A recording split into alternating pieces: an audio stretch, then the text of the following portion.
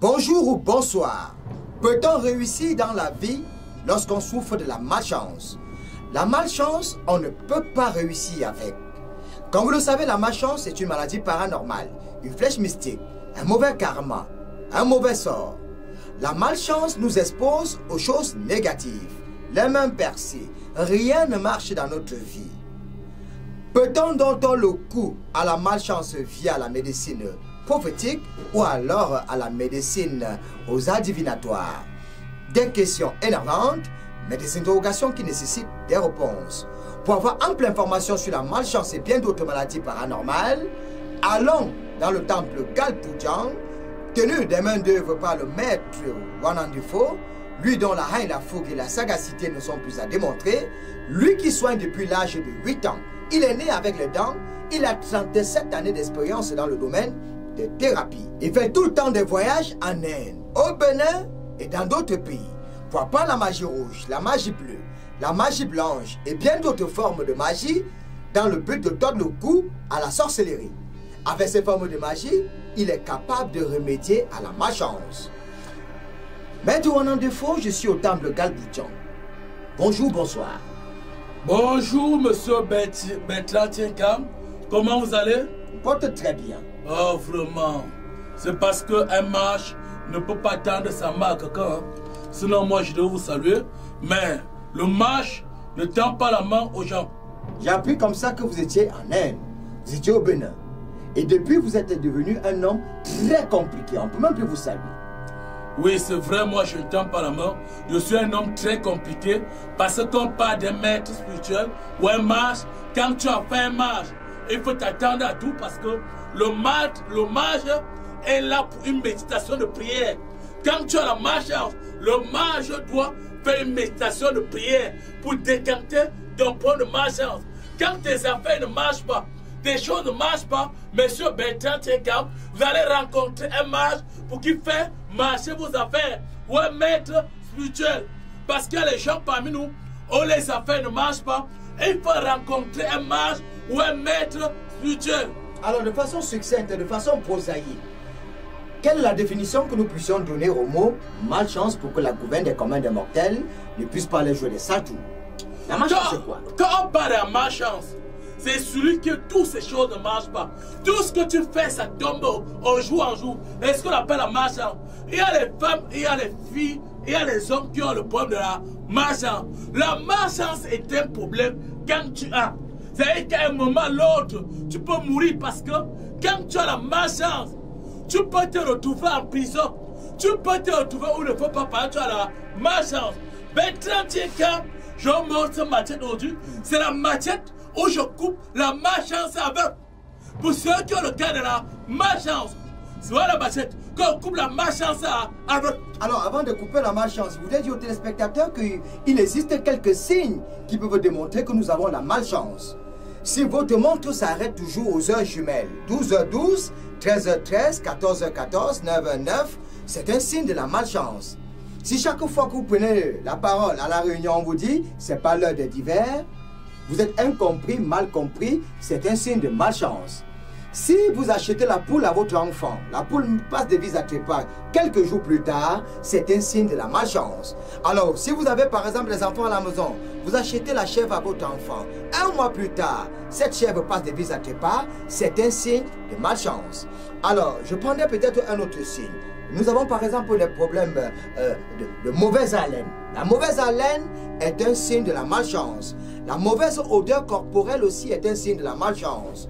Lorsque vous passez devant une clôture, le chien aboie en un point fini, c'est un signe de la malchance. Quand vous avez la malchance, rien ne marche dans votre vie, les mains sont percées, tout ce que vous faites dans votre vie, rien ne marche. Alors, Maître Wanandifo, qui jette la malchance aux gens?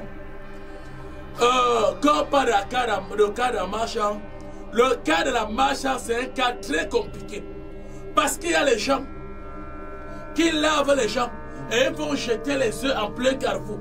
Quand vous traversez le matin très tôt, vous reportez ce malchance. C'est pour ça que, en tant que maître, en tant que mage, il ne faut pas aller en plein carrefour faire les lavages.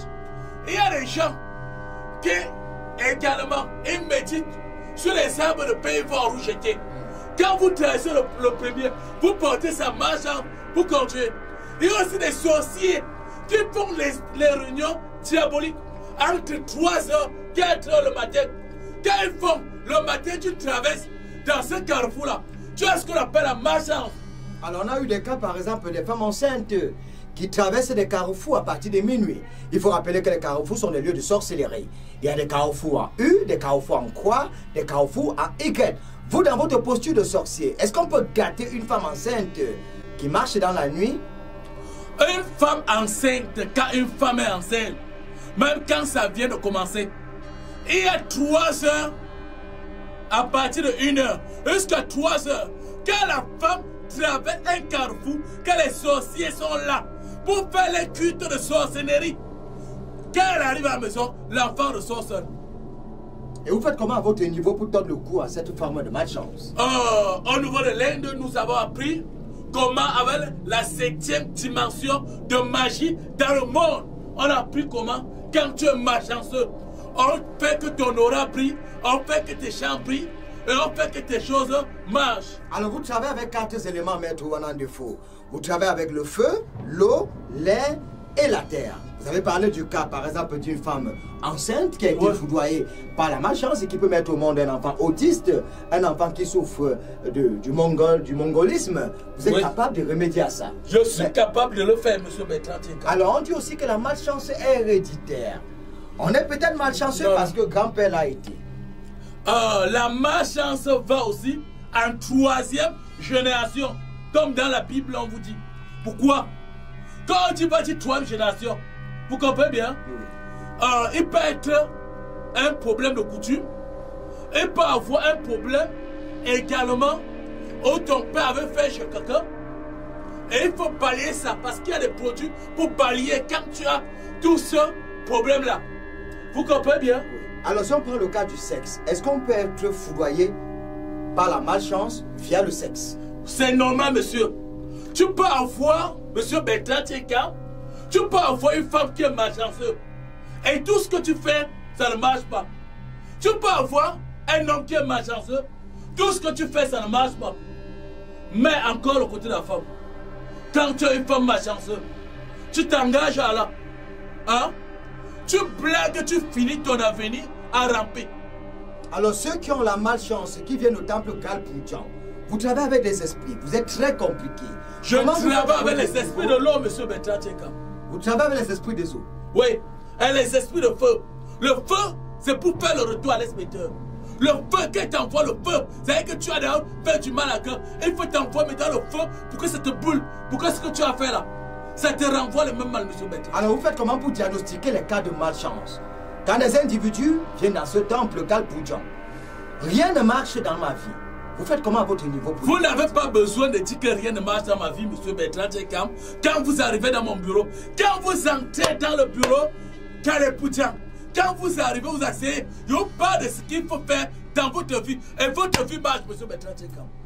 Donc vous regardez juste le patient et sa vie se dessine sur vous. Oui, et je lui parle de ce qu'il faut faire dans sa vie, monsieur Bertrand Tieka. Et quand vous lavez la personne, vous retournez à l'espécial? La marche n'est pas tout au nouveau lavage. Il y a des routes de prière. Vous comprenez bien? Oui. Il y a des méditations de prière. Pas seulement que tu vas prendre quelqu'un et aller lui laver. Non. C'est pour ça qu'on vous dit, un maître spirituel est indispensable à la prière. Il faut rappeler qu'on ne saurait parler de la malchance sans parler de la chance. La malchance, c'est le contraire de la chance. Pourquoi est-ce qu'on vole l'intelligence des autres enfants? On vole, on estirpe votre intelligence, vous ne devenez rien du tout, et on capitalise de l'autre côté. Autrement dit, c'est un peu comme si on avait enlevé de l'argent dans votre téléphone et on a renvoyé dans un autre téléphone. Il s'agit de ça, n'est-ce pas, maître? Oui, oui, il y a des gens qui vivent, mais qui sont morts. Il y a des gens qui sont morts. Pourquoi il dit pas ça? Pourquoi il dit ça, monsieur Bertrand? Parce que tu peux vivre ta vie et rien. Mais quelqu'un prend tes champs, tes auras, hein? Il utilise ailleurs. Tu ne deviens rien. Tu es sans caleçon. Vous comprenez bien? Il y a des femmes qui marchent homme à homme. Pas les malchanceux. Vous comprenez bien? C'est ça qu'on parle. Parce qu'il y a quelqu'un qui a pris ses chambres, ses auras, et sa cave de sable. Vous comprenez, monsieur Bertrand Tieka? Alors, vous étiez en Inde. Vous avez appris comment est-ce qu'on fait pour soigner la malchance. Et je dois rappeler que 80% des patients ont la malchance.